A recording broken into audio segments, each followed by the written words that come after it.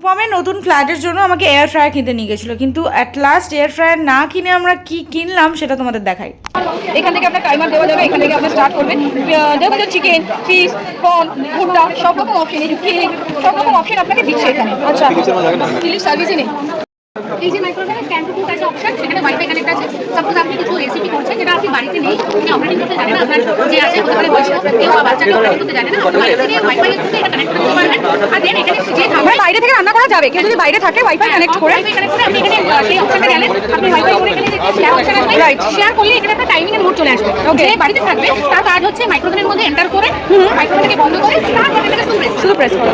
সে operating জানে না কি মোডে হচ্ছে, কেমন বাড়িতে যদি কোনো মেড থাকে, ধরুন আমরা তন্দুরি দিচ্ছি, যে আপনি অফিস থেকে ফিরছেন, আপনার মনে হচ্ছে যে আমি গরম গরম তন্দুরি খাবো, কিন্তু আমার তো বানাতে গেলে টাইম লাগবে, রাইট, আপনি বাড়ি থেকে সমস্ত কিছু করে দিলেন, যে রয়েছে সে করে রাখলো, আপনি গরম গরম তন্দুরি। এইটাই নিচ্ছি, একদম এটা। সো ফাইনালি আমরা এটাই নিলাম।